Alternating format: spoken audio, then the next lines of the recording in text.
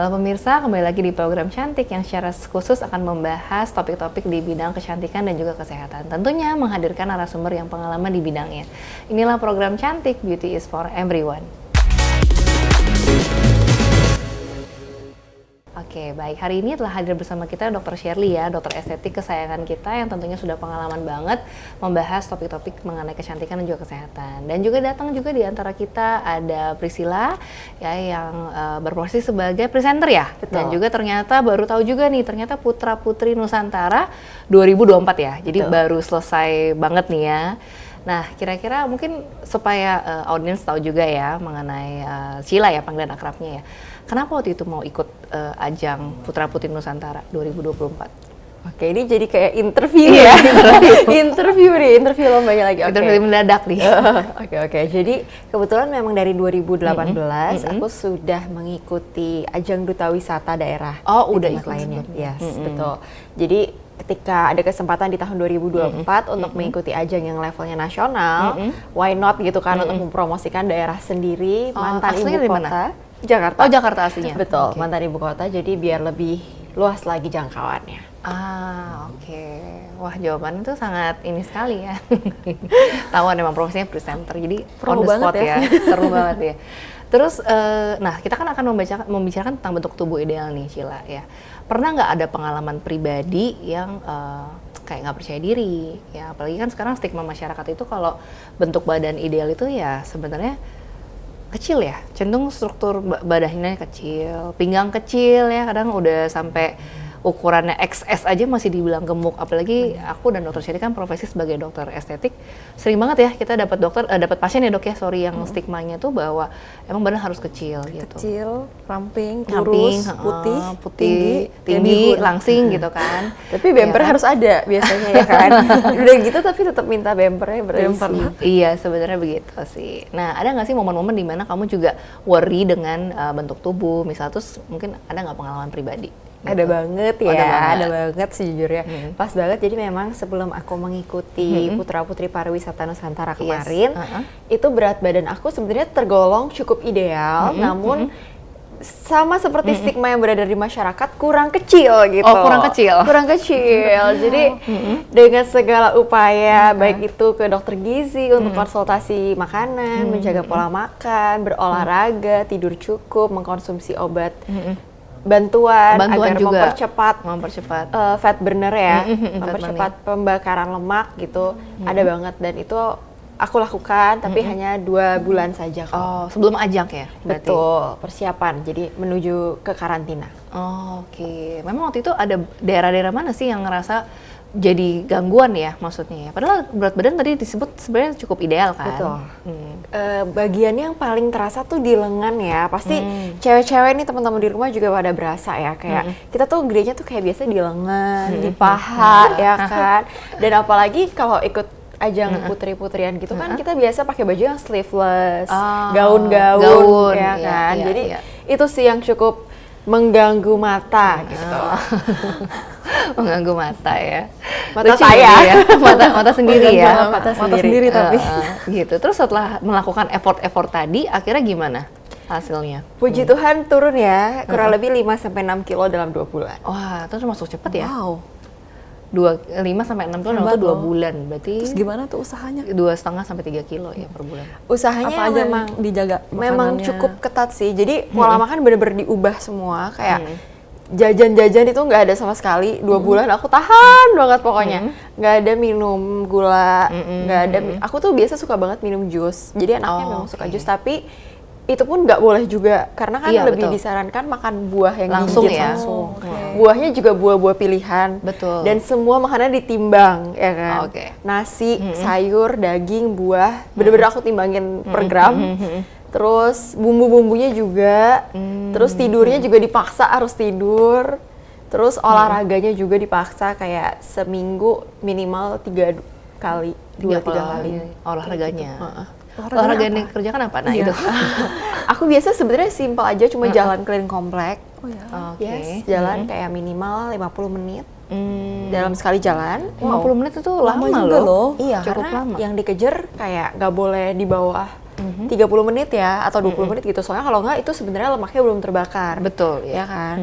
Nah, sama aku ada sport terapi. Jadi kayak sekaligus memperbaiki postur tulang. Oh, Betul. oke. Jadi aku sport terapi juga.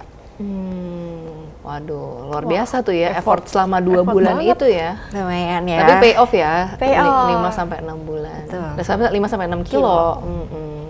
Gitu. Terus yang dirasa gimana? Apakah bergelambir area-area itu? Karena biasanya juga jadi problem tuh selain setelah berat badan turun tuh jadi bergelambir sebenarnya. Benar, tapi mungkin karena akunya tidak yang dari big size banget, banget gitu. ya.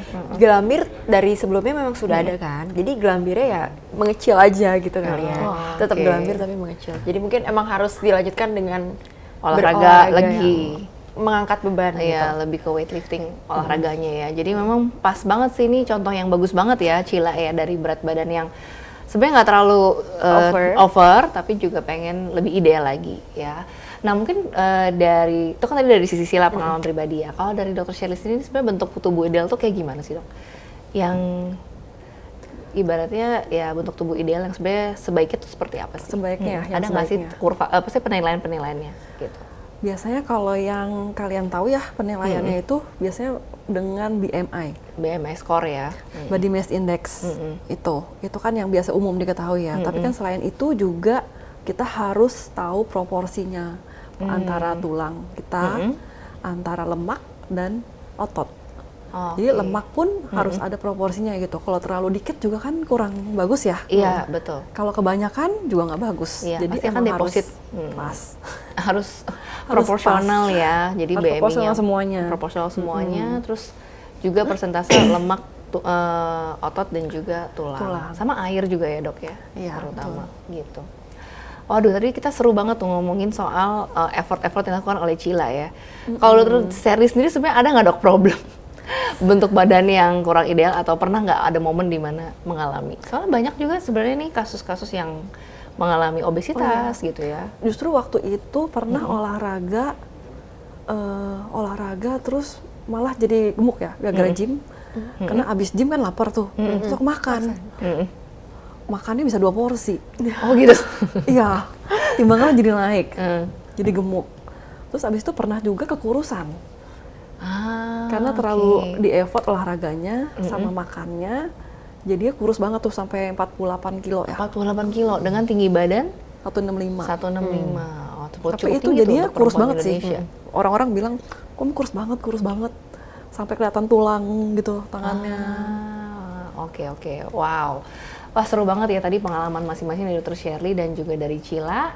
Nah tapi jangan kemana-mana para pemirsa, tetap di program Cantik, Beauty is for Everyone.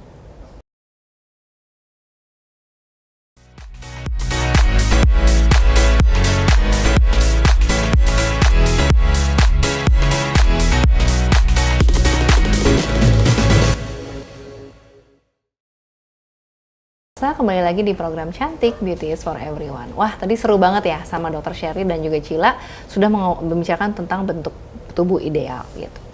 Ternyata tuh bentuk tubuh ideal tuh penting banget ya dok. Kenapa sih Dr. Shirley kok kita penting banget menjaga bentuk tubuh ideal? Apakah ada alasan kesehatannya di balik itu atau gimana dok? Tentu aja, pasti ada alasan untuk kesehatan kita. Jadi kalau bentuk tubuh ideal tuh jadi lebih sehat.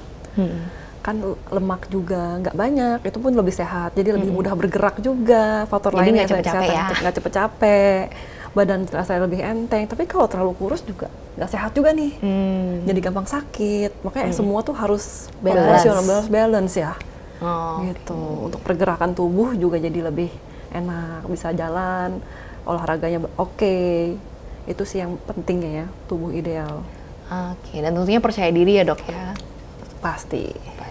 Iya. Kadang-kadang sebenarnya bentuk tubuh ideal ini seringkali ada yang maksudnya nggak cuma hanya dari gemuk pengen kurus, tapi sebenarnya juga banyak ya yang dari kurus tuh pengen pengen nambah berat badan. Nah itu juga kenapa tuh dok? Aku jadi hostnya nih, jadi co-host nih. Jadi co-host. Gimana tuh dok? Boleh bertanya. Kenapa ya gitu ya maksudnya? Susah ya? Susah gitu. Kalau orang bisa kayak gitu ya, apa sih yang membedakan faktor-faktornya? Ada faktornya tuh ada banyak sih. Ada bisa karena genetik. Jadi karena emang genetik dari sananya. Udah begitu. Ada bawaannya emang begitu, emang kurus. Kan ada juga orang yang Salah satu struktur tulangnya aja udah struktur kecil tulangnya gitu ya. kecil, atau struktur tulangnya tuh udah besar. Udah besar. Dia mau diet kayak gimana, nggak makan pun, nelan ludah pun katanya juga udah gemuk gitu. Atau menghirup udara. Itu aja Minum air. udah menggemuk. Benar. Itu juga ada kan. Ada juga yang badannya kecil, mau makan sebanyak apa, kok nggak gemuk-gemuk. Susah gemuknya, kayak gitu. Nah, tapi apakah faktor itu bisa dibuat, Dok? Misalnya ada suntikan kah atau injeksi yang bisa menolong atau gimana? Kalau ini kan yang tadi genetik ya, karena emang udah dari sananya, Sananya. dari orang tuanya, dari keturunannya begitu. Ada juga faktor metabolisme, gitu. Jadi BMR-nya ada yang tinggi, ada yang rendah. Jadi Jadi ada kayak- metabolismenya tinggi dan rendah gitu. Jadi itu juga mempengaruhi di mana orang yang makan itu metabolismenya untuk makanan itu tinggi atau rendah. Kalau metabolismenya tinggi, Cepet dia ya juga ininya. cepat, pencernaannya cepat, jadi nggak gampang gemuk. Gitu. Kalau Metabolismenya metabolisme cepat. rendah, jadi mudah gemuk. Jadi makan dikit aja gemuk. Karena nggak bisa dimetabolisme dengan baik berarti ya makanannya itu. Begitu. Ada juga karena pola tidur. Hmm. Kan pola tidur juga penting ya. Tadi kan sesuai yang dari pengalaman Sila sendiri ya, pola tidur itu penting. Jadi Bang harus tidur berapa jam sehari? 8 jam. 8 jam sehari itu harus ya untuk menurunkan berat badan yang ideal untuk mendapatkan goals-nya. Tapi kalau tidurnya lebih panjang, lebih ngefek nggak tuh, Dok? Misalnya jadi 12 jam gitu. Kayak baby. Kayak baby. Tidur 12 jam lebih cantik sih. Oh. Dulu ada pepatah bilang kalau tidurnya banyak tuh makin cantik. Oh. Oke, kita harus banyak tidur. Harus banyak tidur, iya, supaya kulit juga lebih glowing. Ya bener sih. Pembakaran Lebih glowing lemak lah lebih kalau bagus. kita banyak tidur. Kalau tidurnya kurang jadi jerawatan, jadi beruntusan. Iya, terus sama aja jadi kelihatan kusam juga ya. Iya, betul. Terus kalau misalnya faktor hormon tuh pengaruh nggak sih, Dok? Kalau misalnya Iya, pengaruh. ada gangguan hormon gitu ya? Misalkan hormon tiroid kan banyak tuh sekarang ya. Iya, sekarang banyak. Tiroid itu juga mengefek. Jadi kalau hypertiroid kan cenderung badannya yang kurus. Jadi dia emang susah gemuk. Metabolisme cepat gitu ya? Metabolisme lebih cepat. Kalau yang hipotiroid, yang tiroidnya kadarnya lebih rendah, cenderung kan orangnya gemuk-gemuk ya. Oh, oke, karena metabolisme lebih lambat. Jadi hormon- prosesnya lebih panjang, lebih lama untuk memetabolisme makanan yang dimakan gitu ya. Betul. Wah, luar biasa ya, ternyata tuh sebenarnya banyak ya faktor-faktor yang bisa mempengaruhi gitu. Tapi kalau Dokter Sherry sendiri ini kan termasuk orang yang sebenarnya berat badan cukup ideal ya, Dok? Iya. Maksudnya nggak gampang naik ya? Atau misalnya sebenarnya Naik cenderung bisa. kecil ya? Tapi kadang ya ntar juga turun lagi sendiri gitu. Enak tuh badan Enak kayak ya, gitu iya. ya. Nggak pusing. Nggak pusing. Ada tips and triknya nggak, Dok? Kalau misalnya orang yang justru malah mau nambah berat badan, nah gimana tuh caranya? Karena dulu pernah ya nambah berat badan tanpa mau gitu, maksudnya secara nggak sengaja nambah. Karena waktu itu abis gym, lapar, makan. Kan harusnya makannya nggak boleh banyak ya. Iya. Kalau abis gym kan harusnya protein, makannya tuh ditentuin kan. Iya. Apalagi kalau ada PT kan. Nah ini waktu itu emang entah gimana abis gym tuh lapar banget. Udah gitu gymnya di mall. Jadi keluar gym, jalan ada restoran kiri kanan. Jadi tergoda. Makan. Biasa ya, cewek-cewek ya Iya. kan. Aku makan tuh bisa 2 porsi loh. Waduh, luar biasa. Tapi kalau mau emang sengaja nih mau nambahin berat badan, jadi harus makan 2 porsi. Habis Tahu, olahraga. Karena waktu itu lapar banget sih. Masih kuliah juga sih waktu itu. Terus kayaknya abis gym tuh rasanya lapar banget. Jadi 2 porsi itu habis. Jadi tanpa sengaja naikin berat badan. Jadi berat badannya naik. Terus diomelin lah sama PT-nya. Kenapa kamu langsung makan abis gym? Oh, ternyata sebenarnya sebaiknya dijeda. Dijeda. Dan sebelum gym itu harusnya dijeda juga. Oh. Berapa menit 1 jam ya, minimal 1 jam ya. Oh, jadi sebelum olahraga juga emang tidak boleh makan berat Iya. kan? 1 jam sebelum olahraga, tuh setelah olahraga pun setelahnya 1 jam Nah, lagi. kadang-kadang aku sebelum makan, sudah terus makan lagi. Jadilah gemuk. Jadilah gemuk. Mungkin itu bisa jadi tips ya buat orang-orang yang susah gemuk. Benar. Ya kan, kalau mau tapi kan emang harus ada olahraganya kalau orang yang mau gemuk. Iya. Ya kan, jadi supaya konsumsinya itu nggak cuma hanya makanan yang tinggi gula kan untuk ngegemukinnya, tapi harus ada Olahraga penambahan juga, penambahan masa otot. penambahan masa otot. Tapi kalau nggak ada konsumsi makanan yang kandungan proteinnya tinggi, biasanya ototnya jadi nggak orang terbentuk tuh. Ya kan, akhirnya jadinya pasti kan rata-rata makannya pengennya yang manis-manis kan. Jadi akhirnya lemaknya yang kebentuk gitu. Jadi nambah berat badannya jangan karena lemak ya. Iya, benar. Harus protein. Iya, Otot harus ya. ada protein dan harus penambahan massa ototnya sebenarnya. Tapi aku penasaran juga deh dok, ada nggak sih cara ataupun kalau kita kan ada tes darah atau tes DNA untuk dari kita kecil tuh kita jadi udah tahu nih metabolisme kita tuh seperti apa, kita gennya sebenarnya kurus apa gemuk sih gitu. Jadi dari kecil tuh kita udah siap-siap gitu. Biasa sih kalau itu kita lihatnya dari orang tua. Orang tuanya tuh emang cenderungnya gemuk, apa ada yang orang tuanya kurus? Bentuk tubuhnya. Gitu sih, biasanya gitu kalau tes DNA. Tes DNA ya? Ada nggak Aku ya, Dok, pernah ya? dengar ada sebenarnya tes DNA, tapi dia ngetesnya itu lewat air liur. Jadi air liur kita diambil, gitu, terus nanti sampelnya dikirim ke laboratorium. Jadi nanti tuh bisa terlihat dari kita punya air liur itu nutrisi-nutrisi apa aja yang lebih dibutuhkan sama tubuh kita dan apa yang tidak terlalu butuh. Jadi kayak kita bisa memilah-milah makanan apa, bahkan bisa dicek sampai ke, aku pernah lihat ada hasil laporannya itu sampai ke bentuk tubuh, metabolisme lemak, terus kemudian otot juga, terus sampai ada kafein ya. Jadi kita tuh sebenarnya resisten kafein atau enggak? Oh. Ya kita tubuhnya tuh gimana? Jenis alergi. Kalau jenis-jenis alergi sampai sedalam itu enggak, karena ada tes yang lain. Tapi kalau ini khusus hanya untuk pola makan aja. Jadi nutrisi apa yang kita perlukan, apa yang kita sebenarnya tidak terlalu perlu, atau bahkan kita nggak perlu sama sekali. Dan itu udah di Indonesia dong? Di Indonesia sudah ada. Indonesia sudah ada, dan ngeceknya cuma 1 kali aja sebenarnya. Dalam seumur hidup? Seumur hidup gitu. Ngeceknya cuma 1 kali aja. Gitu sih. Wah, tadi kita udah ngobrol seru banget ya. Tanpa terasa kita harus jeda dulu pariwara berikut ini. Tetap di program Cantik, Beauty is for Everyone.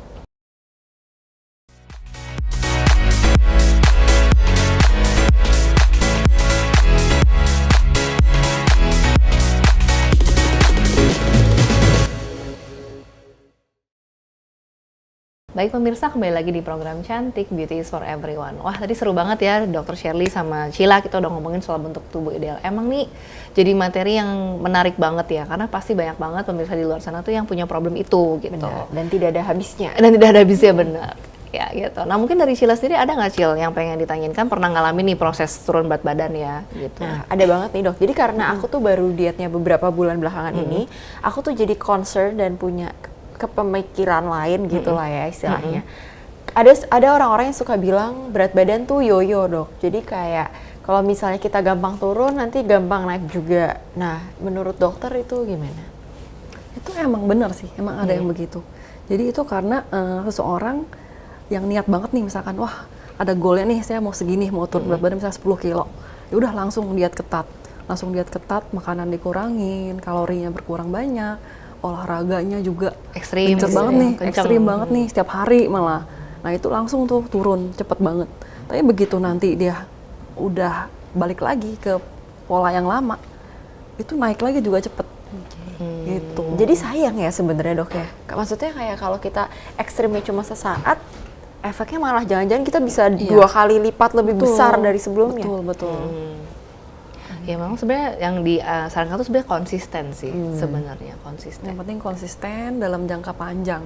Jadi kalau cuma jangka pendek doang, biasanya sih dia akan yoyo ya, jadinya malah bisa lebih Gede lagi. Nambah berat badan lebih gede lagi. Metabolismenya itu sendiri. Oke, nah tapi gimana dok kalau dengan diet-diet yang viral gitu dok, kayak yang membatasi jeda waktu makannya, atau misalnya kayak intermittent fasting, atau puasa nasi, puasa putih, atau banyak tuh jenis-jenis puasa di luar sana ya kan? Gimana tuh dok kalau yang puasa-puasa gitu? Iya, itu kalau terlalu ekstrim juga ya bisa menyebabkan yoyo juga sih. Udah pasti turun sih, pasti bisa turun. Asalkan makan dijaga, mulut dijaga mah pasti turun sih berat badan. Tapi masalahnya bisa nggak kita menjaga itu dalam waktu yang cukup lama, konsisten, apa cuma sesaat doang. Habis itu udah lapar mata lagi, lapar mulut juga gitu, langsung makan banyak lagi. Mungkin aku bisa sharing sih kalau intermittent fasting, karena aku pernah ngelakuin juga dan cukup lama. Berapa lama tuh Ci? Kalau aku waktu itu ngelakuin intermittent fasting itu hampir 1 tahun ya, cuman memang aku waktu itu karena pandemi ya, pandemi itu kan semua orang naik berat badan. Aku paling parah itu 70 kilo. Tinggi 163, 70 kilo kan kebayang dong gimana ya. pokoknya udah nggak enak banget deh, Untuk bergerak. iya bergerak aja udah nggak enak gitu kan, capek gitu. Bahkan waktu itu ada sampai temanku ngomong nggak punya leher katanya, sampai segitunya karena terlalu ya bukan dokter Shirley sih temanku yang ngomong kayak gitu ya, ada yang lain. Tapi sampai lehernya tuh nggak kelihatan, padahal leherku kan cukup lumayan tinggi ya, cuma jenjang kan. Nah akhirnya di momen itu udah merasa nggak nyaman banget, turun tuh 10 kilo, tapi aku nggak cepet. Dalam waktu 1 tahun. Kenapa? Karena aku ada periode bosennya.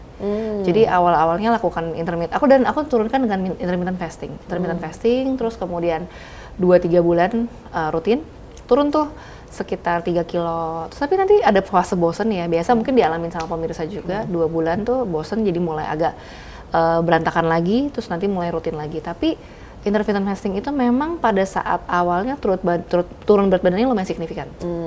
Cuman ada masa di mana aku ngerasanya agak stuck. Gitu. Kenapa ya kok agak stuck gitu ya di momen udah mulai turun, habis itu ada momen di mana stuck. Nah, kalau gitu kenapa tuh, Dok? Nah, ternyata belakangan aku baru tahu. Jadi setelah aku sambil proses menurunkan berat badan itu, aku baru tahu juga kebetulan aku ikut seminar juga ya mengenai nutrisi dari dokter juga, dan kebetulan dia juga adalah ahli nutrisi. Ternyata intermittent fasting itu bagusnya pada saat awal. Karena tubuh kita yang tadinya metabolisme tubuhnya udah biasa makannya sehari 3 kali, tiba-tiba kan harus ada waktu jedanya ya, harus ada masa puasanya gitu kan, dipersingkat. Pada awal tuh tubuh kita shock ternyata. Jadi tubuh kita tuh akan yang tadi biasanya kalorinya sekian kan, kalau intermittent kan pasti lebih kecil dong. Jadi kan kalori turun, akhirnya ngebakarlah cadangan lemak. Gitu. Jadi metabolismenya terjadi. Tapi lama-lama ternyata tubuh kita tuh pinter. Jadi dia udah tahu tuh kita akan makan jam sekian sampai jam sekian, puasa nih jam sekian sampai jam sekian. Akhirnya si tubuh kita tuh metabolismenya dia turunin sendiri. Oh, Mengikuti. Jadi ternyata tuh basal metabolic rate kita jadi turun. Sehingga jadinya metabolisme kita jadi melambat sebenarnya. Jadi metabolisme nggak cepat. Nah, oleh karena itu jadinya ya kalau tiba-tiba kita mendadak berhenti, nanti kita lepas, kita makannya biasa lagi tuh, dia jadi balik lagi. Karena kan kita makannya kelebihan, metabolisme kita udah rendah, jadi nggak terbakar dengan maksimal kayak gitu ternyata. Dan yang dia sarankan itu sebenarnya adalah defisit kalori. Jadi yang tadi sempat Cila alami gitu ya, ditimbang-timbang gitu ya, itu kan sebenarnya tujuannya buat buat mengurangi kalori harian kita, intake-nya. Waktu itu sih aku targetnya tuh 1.500 kalori per hari. Nah, Gitu. untuk ngitung kayak gini nih, Dok, misalnya teman-teman di rumah nggak mau ke dokter gizi ya kan? Nah, itu gimana ngitungnya? Harus punya timbangan digital di awal-awal. Itu juga aku lakukan sih. Jadi emang harus punya timbangan digital yang kecil aja. Sekarang kan banyak ya yang timbangan digital yang nggak terlalu mahal, yang untuk nimbang makanan. Awal-awalnya aja. Jadi kita udah tahu nih, misalnya nasi 100 gram tuh sekian, misalnya 5 sendok, ditimbang di awal. Terus kita kan udah tahu tuh kira-kira kalorinya sekian. Nanti misalnya tahu atau misalnya bahan-bahannya itu makan buah nih, kan juga ada buah-buah tertentu. Itu ditimbang juga 100 gram pakai timbangan digital. Nanti lama-lama hafal. Nah, untuk gitu. tahu kita kalorinya tuh butuh berapa gitu, Dok? Caranya gimana? Nah, itu nanti sebenarnya dihitung dari berat badan, tinggi badan, sama basal metabolic rate normalnya berapa. Ada timbangan khusus juga untuk itu sebenarnya. Jadi nggak ada nanti terus baru tuh di bawah ini nggak ada, Dok? Juga konsultasi gitu, Dok, langsung. mungkin cek di IG aja, Instagram itu IG-nya ya. Tadi cantumikan Instagram kan, gitu. Seperti itu sih. Nah, terus akhirnya benar tuh aku praktekin tuh defisit kalori secara rutin gitu ya. Turun bertahap dan nggak yoyo. Jadi pas udah momen dimana aku bosen juga gitu ya, mulai agak normal, dia memang karena kita udah balik ke normal, agak sedikit ada penaikan berat badan, tapi nggak signifikan gitu loh, Dok, Shirley. Nggak yang langsung tiba-tiba naik tinggi gitu, jadi dua kali lipat itu enggak. Dan yang lebih aku senangnya lagi ternyata tuh jadi pola hidup. Karena udah enak ya. Iya, udah enak, Dok. Dia udah terbiasa makan. Udah terbiasa. Segitu porsinya. Betul. Lambung kita juga udah menyesuaikan. Terus jadinya tuh kayak nggak craving. Bener. Yang Keinginan susah tuh itu. gulanya tuh berkurang. Betul. Yang susah tuh kan Tapi cravingnya. setelah itu kalau makan banyak lagi tuh jadi terbiasa lagi makan banyak. Nah iya itu. Jadi memang ternyata kita harus membiasakan diri udah segitu, membiasakan mindsetnya juga. Terus ya continue, konsisten. Tapi bener, Dok, begitu nanti udah mulai loss, Iya. pengen makan ini makan lagi, ya main. agak naik. Tapi paling tidak aku tidak naik sampai separah yang 70 kilo itu sih. Ya naik 1-2 kilo adalah pasti gitu sih, kurang lebih.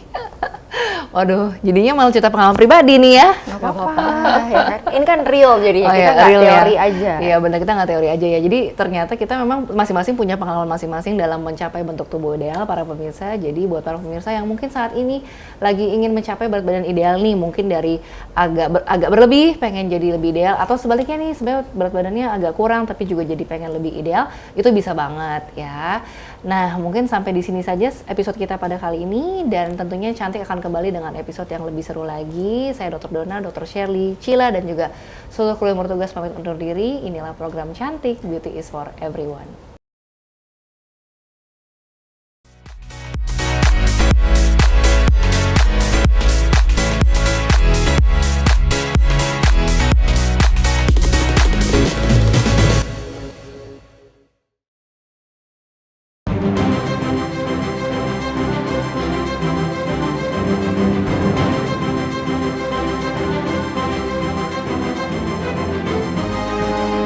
Simple TV, News, Sport, Entertainment.